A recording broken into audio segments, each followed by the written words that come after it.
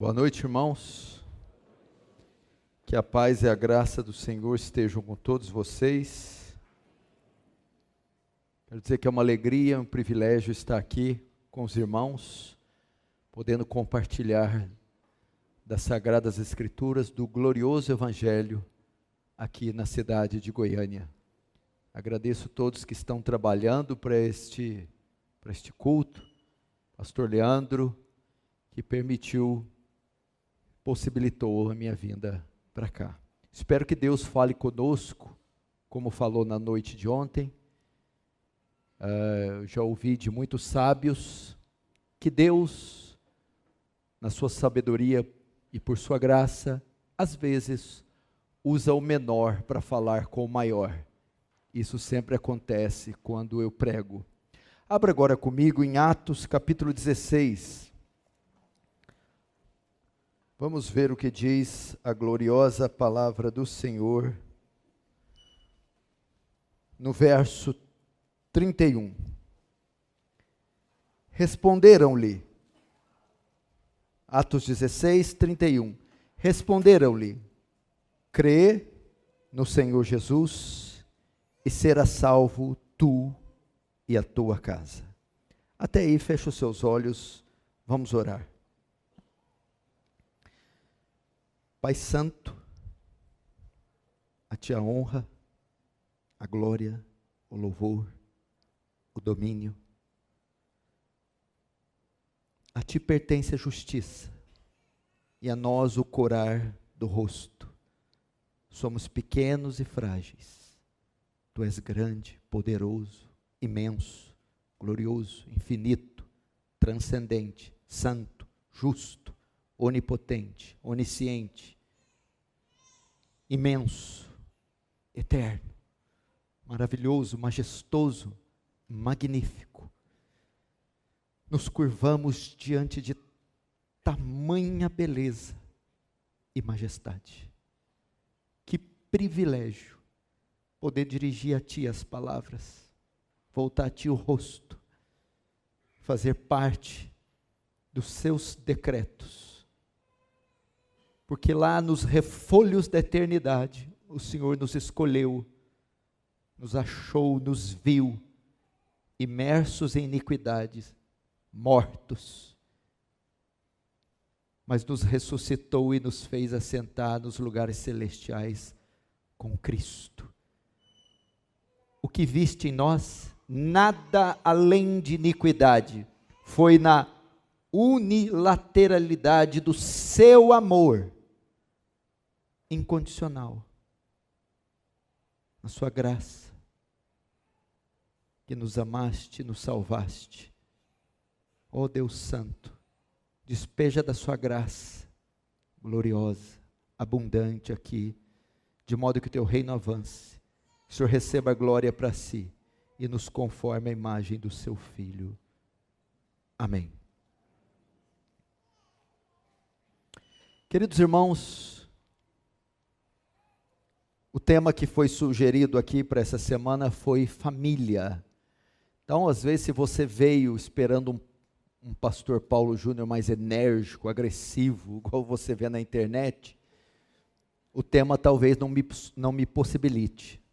Mas na próxima vez que o pastor Leandro me convidar, eu vou pedir para ele escolher a doutrina do inferno.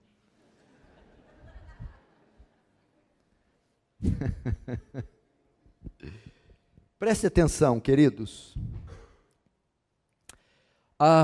Eu não vou trazer aqui uma mensagem expositiva. Eu amo a mensagem expositiva, a pregação lectio contínua, verso a verso. Sou apaixonado pela pregação expositiva. Aliás, nossos púlpitos, os púlpitos atuais, nem sequer sabem o que significa pregação expositiva, mas desde já eu te informo, esta igreja aqui, ela tem um apreço gigantesco pela pregação expositiva. Não é à toa que estão expondo aqui o livro de Salmos, já passa da centena de sermões no livro de Salmos, feito pelo pastor Leandro. Se você está procurando uma igreja bíblica para congregar, eu recomendo essa igreja batista reformada, confessional. e eu tenho certeza que você vai ser ricamente alimentado aqui. O objetivo da mensagem, presta atenção, é sobre família.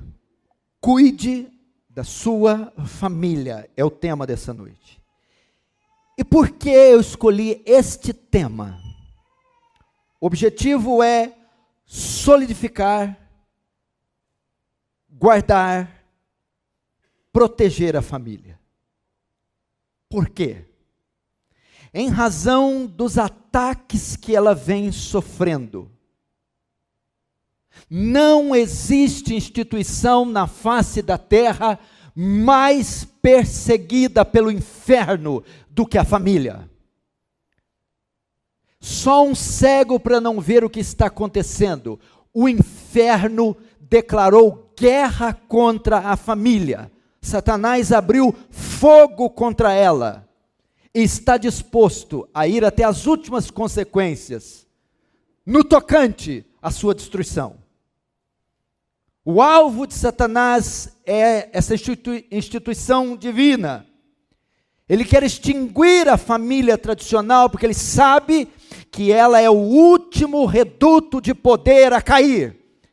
A última instituição, o último fundamento a cair. Nesse sentido, a família está à mercê do mundo, do pecado e do diabo. Esse tríplice inimigo trabalha pesado para destruir a família. Se você acompanhar comigo alguns números, algumas estatísticas, você vai entender que o alvo é destruí-la. O Conselho Nacional de Justiça, na resolução 175, aprovou a união em cartório, a união homoafetiva. Só no estado de São Paulo, neste ano, foram feitos 700, só na cidade de São Paulo foram feitos 701 casamentos de pessoas do mesmo sexo. A revista VIP publicou que 73% dos homens e 64% das mulheres já foram infiéis aos seus cônjuges. Em 2011 tivemos a maior taxa de divórcio na história do Brasil. 351 mil divórcios registrados em cartório. Saiu alguns anos atrás que o número de união estável aumentou 300%. A cada 10 minutos, 40 crianças no Brasil são vítimas de pedofilia. Desde que eu comecei a pregar, quase 80 já foram abusadas sexualmente. Prefeitura de São Paulo, um certo ano, quis abolir, colocaram fim no Dia dos Pais, para Dia do Cuidador. E também instaurar o banheiro sem sexo. Uma comissão da última presidenta da República estava querendo aprovar a cirurgia de mudança de sexo de menores de 18 anos, feita de graça pelo SUS, sem o consentimento dos pais. Se uma menina de 13 ou um menino de 15 quisesse mudar a genitália, ele faria de graça, sem o consentimento dos pais. Estamos assistindo à erotização infantil, onde nas grades curriculares do ensino fundamental, cartilhas ensinando modalidades de sexo, e por estar num local sagrado, não me permite citar com detalhes isso. Ideologia de gêneros. Legalização ou direito de tirar a vida de vidas intrauterinas. Gênero neutro. Marcam a condição moral da nossa sociedade. Solteirismo.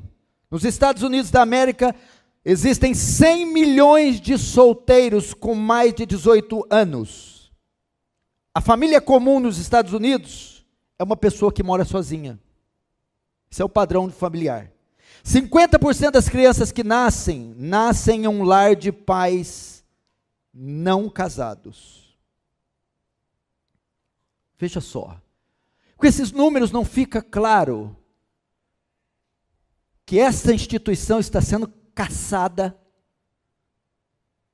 e a finalidade é destruí-la. Estamos assistindo à falência da família. As famílias modernas estão se autodestruindo, mergulhadas no secularismo, humanismo, ceticismo. Elas estão diante de qualquer parâmetro bíblico e estão fadadas à falência.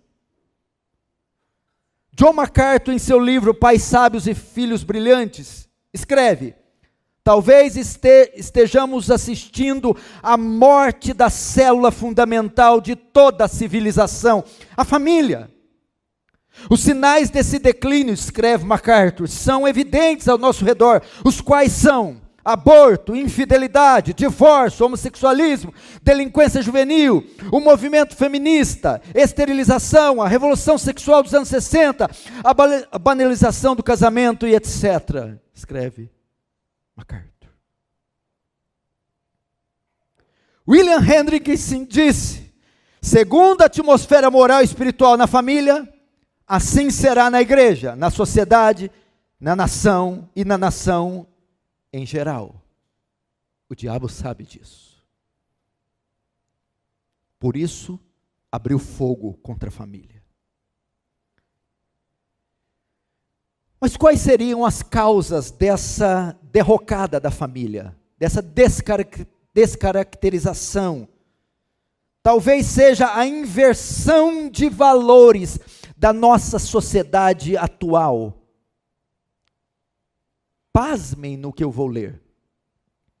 Como se eu já não tivesse contado aqui tantas coisas, mas eu fiquei sabendo aqui, por exemplo, uma cidade do lado da minha, São Sebastião do Paraíso. Eu tenho membros da igreja dessa cidade. E a mãe foi corrigir a lição do menino de 9 anos. Eles me relataram isso. E corrigindo 1, 2, 3, chegou a certa feita que o menino escondeu uma parte, não queria que ela visse. E a mãe, não me dá isso aqui, não me dá. E a mãe pegou, o que foi? Mamãe, é que a professora pediu para os meninos beijarem 3 meninas na boca e 3 meninos. E para as meninas pediu para elas beijarem 3 meninos e 3 meninas. E depois contarem qual deles a gente gostou mais. 9 anos de idade, a 70 quilômetros da minha cidade. É o que estamos vendo. E talvez o fator marcante para essa derrocada seja a inversão de valores da nossa sociedade. Veja como os valores estão sendo invertidos. Escute isso. Um tribunal dos Estados Unidos da América, escute isso, pastor, condenou um homem a 12 anos de prisão por matar 5 gatos. Porém, 2 dias depois, um tribunal em Delaware condenou uma mulher a apenas 30 meses de prisão por matar o seu bebê recém-nascido. 12 anos por matar 5 gatos. 30 meses por matar um bebê. A fundadora do PETA, Pessoas para Tratamento Ético de Animais, disse: não existe fundamento racional para afirmar de que um ser humano tem direitos especiais. No que se refere a ter um sistema nervoso central e capacidade de sentir dor, fome e sede, um rato, um porco, um cachorro e um garoto são a mesma coisa. Que tipo de mundo estamos vivendo, meu irmão? Para onde a nossa sociedade vai caminhar desse jeito? O que será da próxima geração? Para você ter uma ideia, matar um filhote de foca para tirar a pele é algo criminoso. No entanto, matar vidas humanas intrauterinas, por qualquer motivo que seja, é defendido como uma escolha livre e pessoal.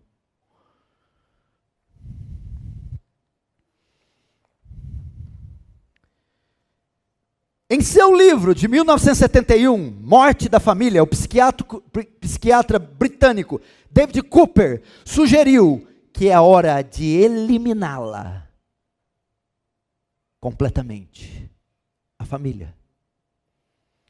Uma sugestão semelhante foi dada no manifesto da feminista Kate Miller, em 1970. Ela afirmou que as famílias, assim como todas as estruturas patriarcais, devem ser eliminadas, porque são nada mais do que instrumentos de opressão e escravização das mulheres. Essa gente odeia a família. T. Grace Edson, ex-presidente da filial de Nova York, da Organização Nacional para Mulheres, disse que gostaria de eliminar todo tipo de casamento, maternidade e amor. O casamento é servidão legalizada, diz ela. E ainda diz ela que as relações familiares são a base de toda a opressão humana.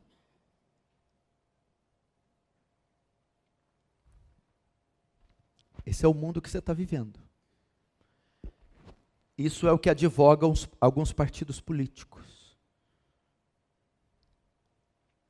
Você sabia que o anticristo não vai vir? Que heresia é essa, pastor? O anticristo não vai vir. Ele já veio. Ele já está na terra. Ele só não se encarnou, porque Paulo diz que o mistério da iniquidade já opera.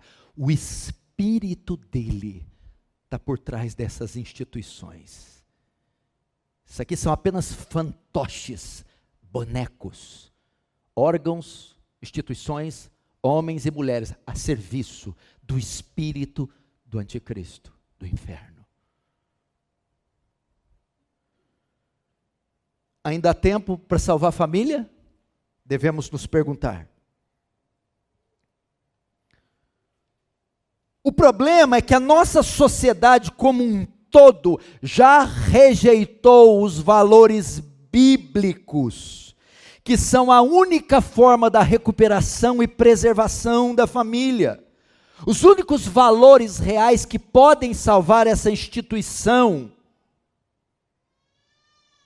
e essa sociedade é uma volta às Escrituras. Só assim. Qual é o papel da igreja nesse sentido? Ela precisa tratar o cerne do problema. Ela precisa combater a causa e não o efeito. Não adianta reunir esforços no campo político, social, antropológico, psicológico, sociológico. No embate ao ataque da família, é necessário usar recursos bíblicos.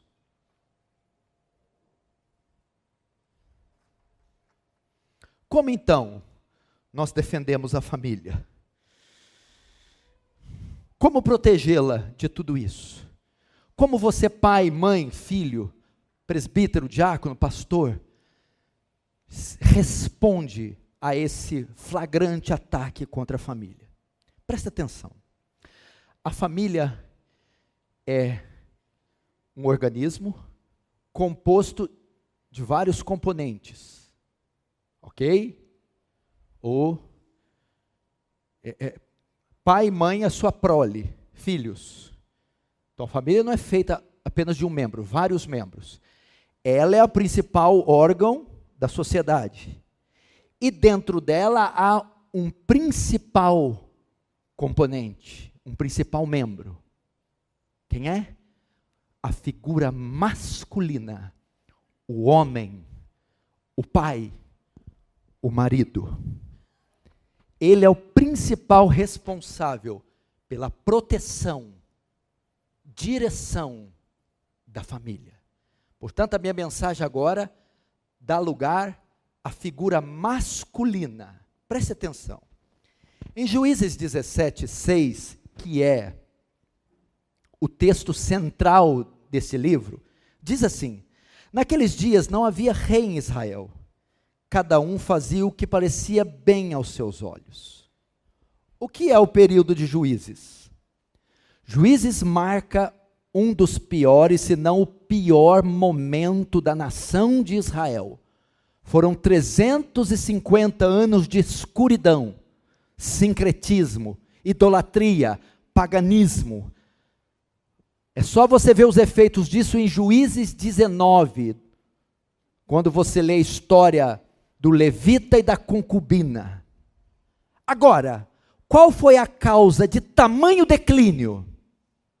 O texto que eu li: naquele dia não havia rei em Israel. Rei aqui fala de autoridade, não havia liderança, não havia regência, não havia quem governasse, instruísse, liderasse. Então o resultado foi esse que você vê em Juízes. Os reflexos se deram em uma nação desgovernada, entregue ao pecado, à sorte ou ao acaso. Hoje está acontecendo o mesmo fenômeno na sociedade, na igreja e na família. Está acontecendo uma crise na liderança masculina. Está havendo uma ausência de liderança masculina. Sharon Washer, que é a mulher de Paul Washer, ela diz: se vocês soltassem leões famintos na América, e eles pudessem comer apenas homens, eles iriam morrer de fome.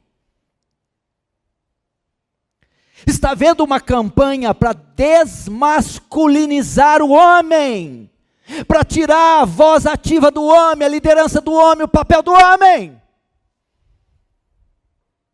Está havendo uma campanha para efeminar os homens.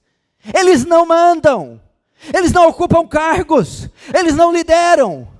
Estão colocando as mulheres nos principais cargos, nos principais ofícios, inclusive na liderança do lar. Uma matéria em um jornal inglês, 5 anos atrás, disse: os homens estão agindo como mulheres. Quando houve aquela onda de refugiados da Síria para a Europa, no meio daqueles assírios estavam cheios de muçulmanos e povoando a Europa, e começou a ter uma onda de abusos, de estupros, e as mulheres saem às ruas para reivindicar e para protestar contra os muçulmanos, não, contra os homens, dizendo: não há homens na Europa para defenderem suas mulheres, seus filhos e suas famílias. O parlamento dessa nação é efeminado.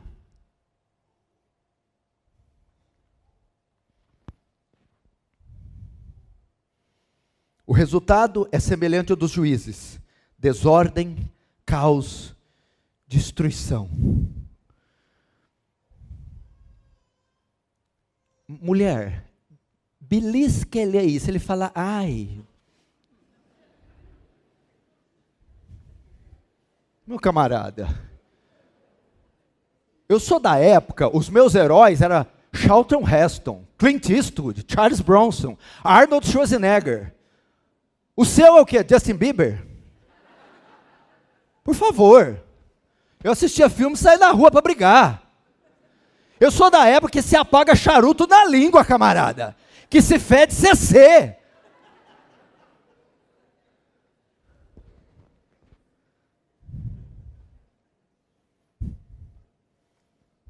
Agora vamos aplicar isso à família.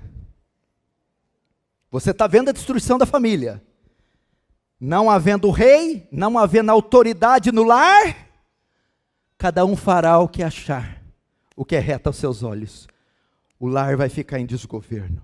Você precisa entender que a autoridade da casa, do lar, da igreja, repousa sobre os ombros masculinos. Por isso repudiamos o pastorado feminino. Não é questão ali de inferioridade ou superioridade, é posições. Posições. Veja, por exemplo, em Gênesis 1, 26, Deus diz: façamos o homem a nossa imagem e semelhança, domine sobre os peixes do mar. Veja só, Adão, em Gênesis 1, 26 e 2, 15, Deus dá ordem para Adão dizendo: domine, governe. Deus dá essa ordem ao homem, a mulher nem existia. Em Gênesis 2, 16, 17, Deus cria uma lei e ordenou o homem a não tocar na árvore do conhecimento do bem e do mal. A mulher não tinha sido criada. Em Gênesis 3, 6, a mulher comeu do fruto, não aconteceu nada. Quando o homem comeu, o pecado entrou. Eles perceberam que estavam nus. Em Gênesis 3:9, quando eles pecam, Deus não se dirige à mulher, mas diz: Adão, onde estás? Não diz: Eva, onde estás?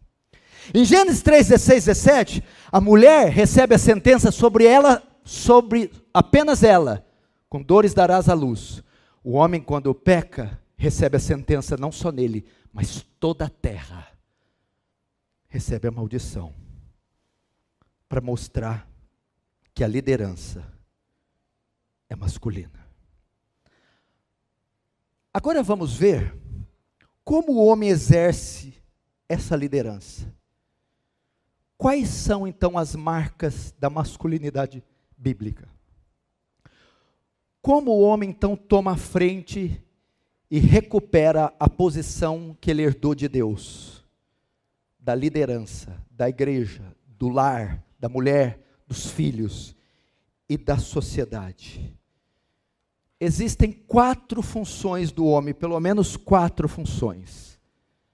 É o sacerdote, o profeta, o provedor e o protetor. 4 funções ou 4 características do homem bíblico. Ele é sacerdote, ele é profeta, ele é protetor e ele é provedor. Assim, cumprindo essas 4 funções, você então recupera o seu papel de liderança. Sacerdote, primeira marca da masculinidade bíblica. Quem era o sacerdote no antigo concerto? Era aquele que representava o seu povo diante de Deus. O sacerdote, ele ia diante de Deus, ele pegava os pecados do povo e ia diante de Deus oferecer sacrifícios, interceder. Ele fazia a mediação. É aquele que levava os pecados, os pedidos, as causas do povo diante de Deus. Era a figura do sumo sacerdote Arão. O homem é aquele que leva as causas da mulher e filhos diante de Deus. Ele é o intercessor da sua família. Ele é aquele que apresenta os pecados dos filhos a Deus. Ele é aquele que roga a Deus pela mulher e filhos. Ele é um homem de oração. Essa é a marca de um macho alfa bíblico. Ele é um homem de oração que se coloca de joelhos pelas necessidades da mulher, pelas enfermidades da mulher, pelos pecados da mulher. É aquele que se coloca de joelhos pelos filhos que são ímpios, pela conversão deles, que se estão desviando, para o Senhor os alcançar, para as necessidades dos filhos. Ele é um homem espiritual, um homem que anda com Deus, que tem profunda comunhão com Deus, que anda no Espírito. Ele também deve ser um homem espiritual, que tenha condições de liderar espiritualmente mulher e filhos. É o exemplo de Jó. Jó, capítulo 1, verso 5, está escrito, escute: sucedia, pois, que decorrido o turno de dias de seus banquetes, enviava Jó os seus filhos e os santificava, e se levantava de madrugada e oferecia holocausto segundo o número de todos eles, porque dizia Jó: porventura pecaram meus filhos, e amaldiçoaram a Deus do seu coração. Assim fazia Jó continuamente. Jó acordava de madrugada para oferecer sacrifício pelos seus filhos, trazia provisão para os seus filhos, fazia mediação para os seus filhos.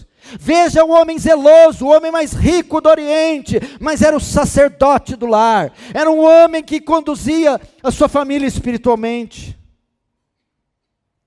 Paulo também é um exemplo com seus filhos, ali os Filipenses, capítulo 1, verso 3 e 4, dou graças ao meu Deus todas as vezes que me lembro de vós, fazendo sempre com alegria oração por vós em todas as minhas súplicas.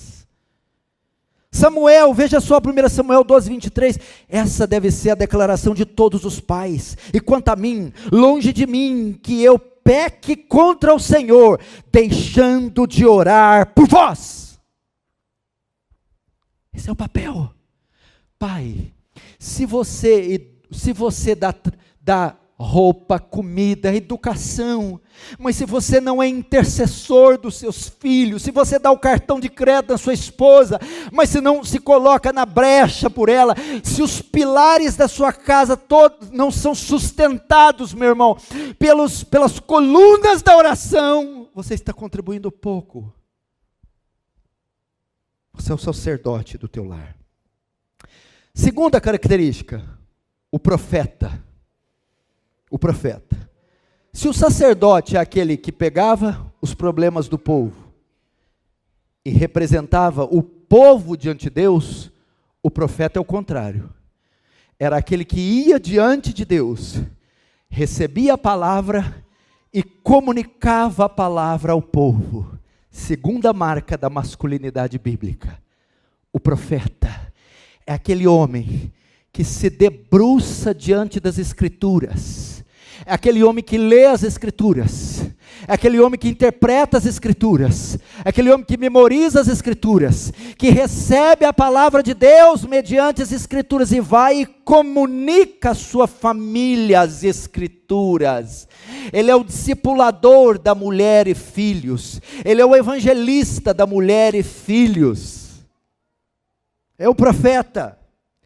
É aquele que fica diante da face de Deus, recebe a palavra de Deus e comunica ao seu povo.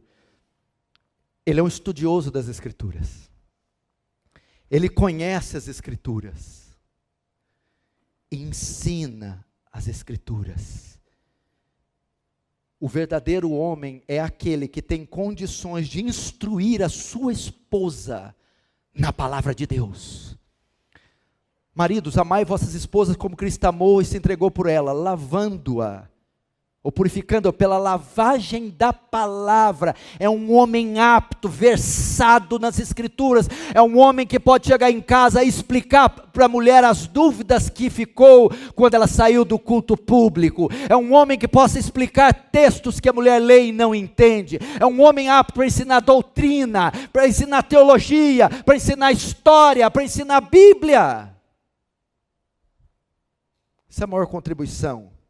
Não só a mulher, mas também o filho. Vós pais, Efésios 6,4, não provoquei a ira dos vossos filhos. A palavra pais aqui, patera, pai. O dever do ensino repousa sobre ombros masculinos. Mas criai-vos na doutrina e admoestação do Senhor. O mesmo deve ser feito a filhos. Não terceirize o que Deus não terceirizou, meu irmão. Não envie seus filhos e dê responsabilidade dos grupos familiares, das escolas dominicais. Não, os primeiros evangelistas dos filhos são os pais. O primeiro evangelista do filho é o pai. Primeiro discipulador. E outra, eu não sei o que é esse negócio, pastor. Veja só, temos ali o pastor Leandro. Um homem versado nas Escrituras, na teologia, na doutrina, ele tem filhos.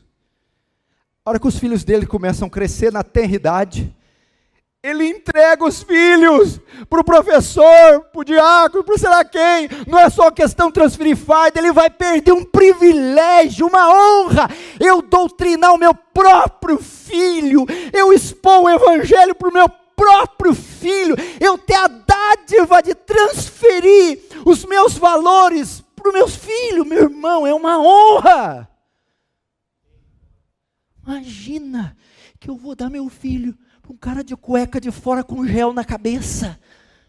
Você é o líder de jovem, pastor. Eu what? Sou faixa de jiu-jitsu, meu irmão. É um privilégio. Pais, vocês não sabem o privilégio que vocês têm. Vocês devem... Então, os primeiros evangelistas, os pais. E os primeiros discipuladores, os pais. Então, o homem bíblico deve ser um homem capaz de discipular, de evangelizar, discipular e disciplinar seus filhos. Esse é o profeta. comunica a mensagem aos seus filhos e à mulher. Terceiro, o provedor. O provedor é aquele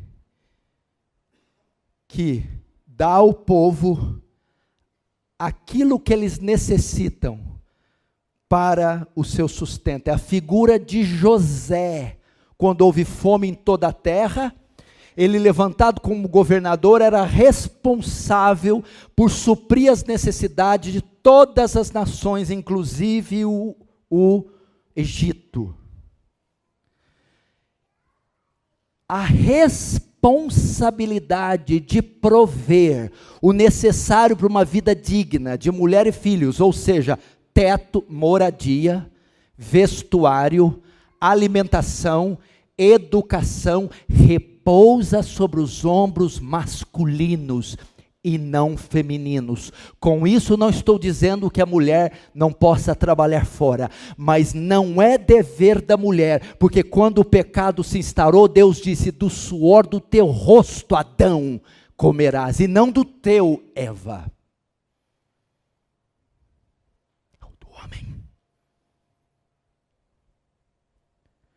Salmo 104, 21, 23 diz: os leãozinhos bramam pela presa, e de Deus busca o seu sustento. Nasce o sol, e logo se acolhe, e se deita nos seus covis. Então sai o homem à sua obra e ao seu trabalho até a tarde. Provisão do lar, responsabilidade do homem. E hoje nós estamos invertendo os papéis. Você chega em casa 11 da noite, da manhã, tem um homem com avental, bobe na cabeça, areando panela. Se usa isso aqui, arear a panela? Nem deve usar, né? Oi, meu bem, como é que foi teu dia? Deus, que vergonha. Como é que foi o dia, amor? Tá pronto o almoço? Ela chega lá. Ele vem com a colherzinha: vê se está bom de sal.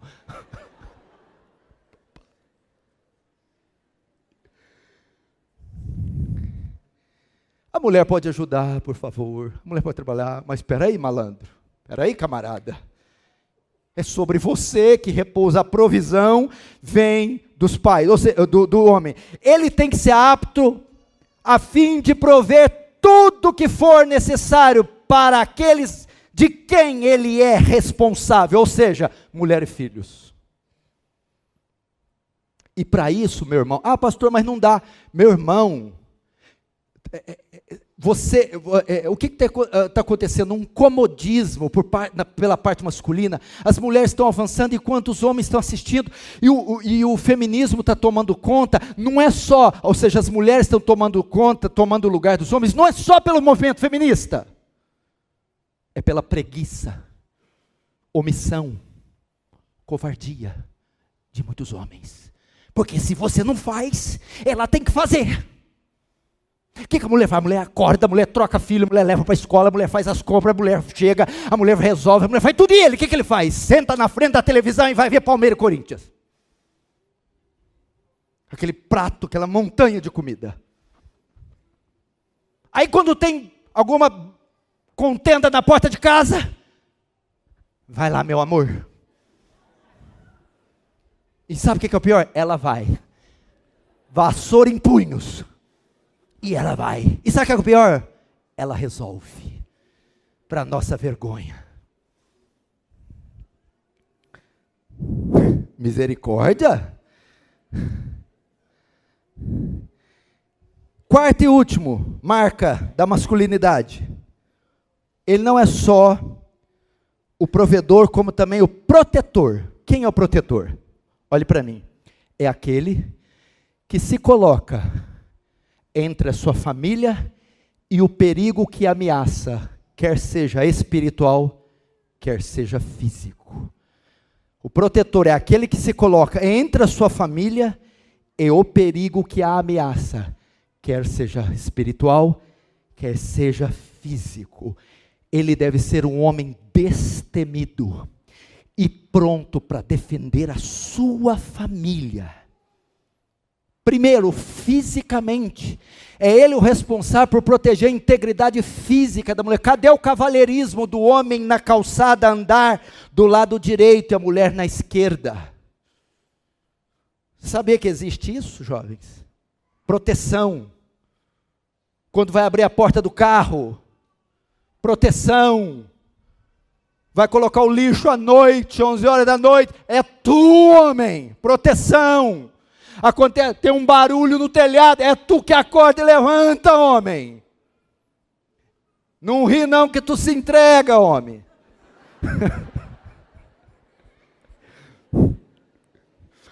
Doido, eu vou ter que fazer vamos fazer uma conversa de homem, portas trancadas.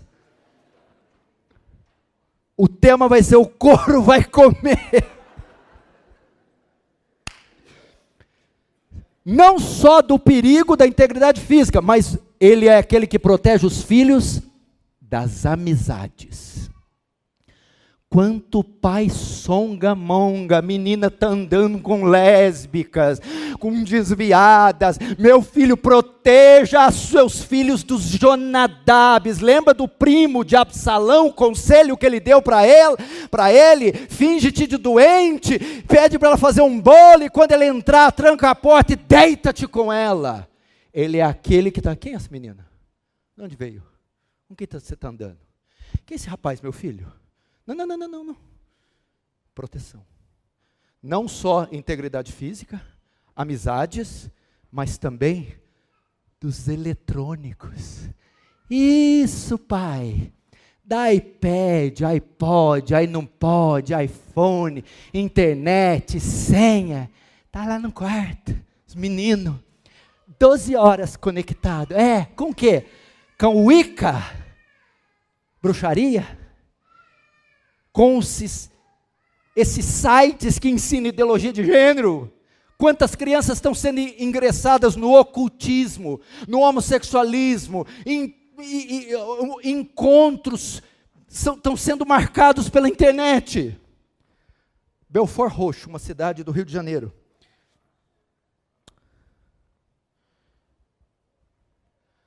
Um homem de 30 anos começou a assediar uma menina pela internet de 10. E foi indo. Eles marcaram um encontro. E os pais conseguiram pegar. E quando eles estavam para se encontrar, os pais chegaram com a polícia e prenderam ele. Aí fizeram todo o processo e perguntaram para a menina: minha filha, mas por que esse homem estava te sediando e isso? Ele ia encontrar com você, te abusar, quem sabe sequestrar, por que você não nos avisou? A menina responde: papai, é que eu me apaixonei por ele. É isso que acontece quando você, o protetor, ele fiscaliza. TV, tanto número de tempo e só o conteúdo que eu permitir. Celular, uma idade adequada e com severas limitações.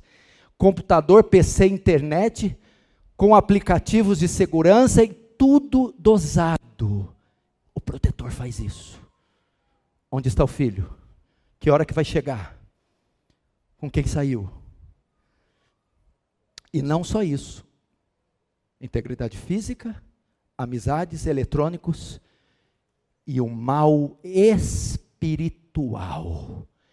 É aquele homem com feeling, discernimento, quando ele sabe que a casa dele está sofrendo um assédio espiritual, quando ele sabe que o casamento, os filhos, tem algo aqui que é um ataque claro de Satanás. É este homem então que entra em jejum e oração, é esse homem que vai acordar às madrugadas, é esse homem que vai abrir as escrituras para dissipar esse mal no seu lar. Ele vai proteger, perigo à vista. Esse é o protetor. É o exemplo de Moisés. Êxodo 2, 16, 17. O sacerdote de Midian, Jetro, tinha 7 filhas, as quais vieram tirar água e encher os bebedouros para dar de beber ao rebanho do seu pai. Então vieram os pastores e expulsaram-nas dali. Moisés, porém, levantou-se, defendeu-as e deu de beber ao rebanho. Olha o protector aqui, o protetor. Moisés vai e se coloca diante do perigo que ameaçava as filhas de Jetro e bota esses caras para correr. Outro exemplo disso, claro, que você conhece, é Samá, um dos valentes de Davi. 2 Samuel 23, 11 e 12. Filho de Agé, o Ararita. Quando os filisteus se juntaram numa multidão onde havia um pedaço de terra cheio de lentilha, e o povo fugira diante dos filisteus, Samá, se pôs no meio daquele pedaço de terra e o defendeu, e feriu os filisteus, e o Senhor efetuou um grande livramento.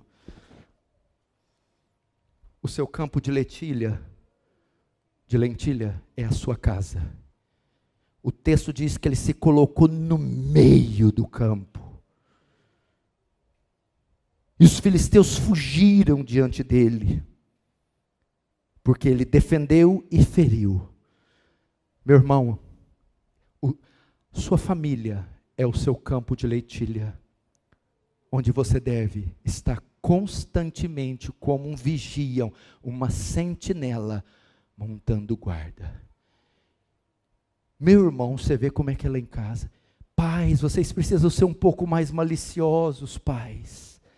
Ah, então, pastor Paulo, você pode deixar seus filhos dormir na minha casa? O quê? Não vai dormir na tua casa, não.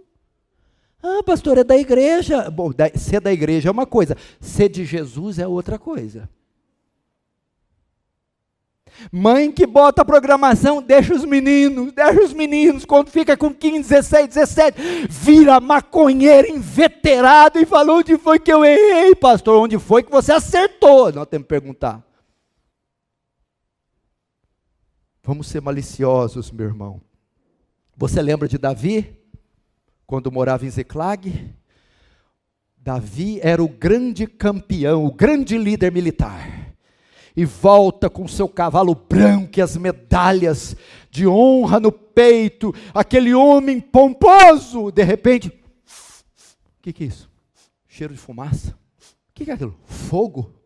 Ziclag, quando chegam lá, Ziclag toda espoliada, saqueada, queimada, invadida, mulheres e filhas tomadas cativas. Onde estava Davi? Onde estava Davi? Trabalhando 12, 14, 18 horas. Pregando no mundo inteiro. E a casa sendo invadida por Amaleque, que deu contra o sul de Ziclag. Isso também você já se perguntou? Vamos para Gênesis. Gênesis 1. A gênese da criação. Deus cria os luminares. Deus cria a luz. Faz separação entre luz e trevas, noite e dia, cria os animais selváticos, as aves, cria os mares, e cria o homem. Ó, está tudo bonito, lindo. Façamos o homem nossa imagem e semelhança, fez cair por fundo sono em Adão, da costela tirou mulher, tudo lindo, lindo. De repente, Gênesis 3, aparece uma serpente, e ela pica Eva. Onde estava Adão? Cadê Adão? Será que as serpentes não estão rastejando, meu irmão, sorrateiramente no seu lar? Estão enrolando nos seus filhos, na sua mulher, estão silvando para eles, enquanto você está fazendo o que, homem? Se erga, homem! Se erga em defesa da sua família! Você é o sacerdote do seu lar! Ela está sob franco ataque do inimigo, e é o seu papel defendê-la. Defendê-la. Eu vim aqui esse fim de semana para falar sobre isso. Ontem falamos sobre o culto doméstico, a importância que tem o culto familiar, e hoje o perigo que a família está sofrendo. Isso é uma realidade, meu irmão. Aliás, alguns dados aqui dessa pregação que é antiga já estão até ultrapassados. O perigo é muito maior. Hoje tem pessoas abandonando a fé e voltando para o catolicismo. Hoje você encontra cristãos progressistas que defendem bandeiras de partidos políticos ateus, comunistas. Você está vendo uma desordem, uma perdição generalizada. Igrejas estão acovardadas e não estão declarando com poder e autoridade a palavra de Deus, estão se sujeitando à cultura. Quando Nabucodonosor, pastor, invade a Babilônia, ele pede para levar com ele. Ele quer jovens, ele pede uma classe específica. Eu quero estudantes, militares, artesãos, professores, e eu quero médicos. Por quê? Eu quero fazer o processo de aculturação com esse pessoal. Porque para eu dominar essas nações, o projeto de domínio das nações não pode se dar pela força bruta. Eu tenho que, com o tempo, remover a cultura deles e implantar a cultura da Babilônia, para que eles assim obedeçam os direitos do império. É isso que está acontecendo. O Estado está aculturando a igreja, tirando a característica dela e a sua exclusividade. Então não há problema se nós dissermos Jesus é um caminho. Se usar o artigo definido um, não tem problema. Mas quando você substitui o artigo definido um para o artigo definido o, Jesus é o caminho, aí é o problema.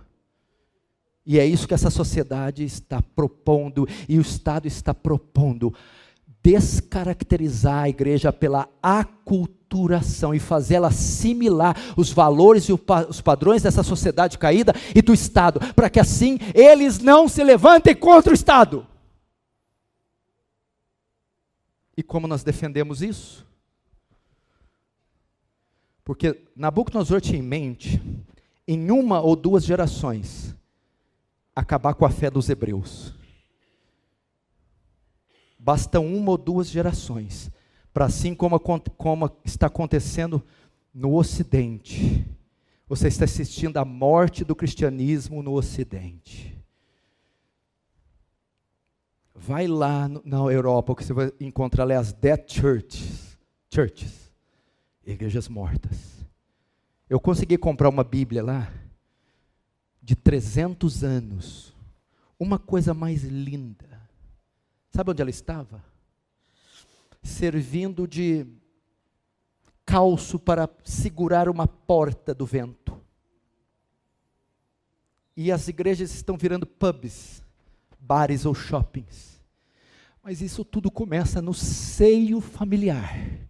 Mas essa noite, em nome do Senhor Jesus, Deus vai separar homens, pais, maridos, profetas, sacerdotes, protetores, que vão se levantar e sair em defesa das suas famílias. Vamos fechar os olhos e vamos orar.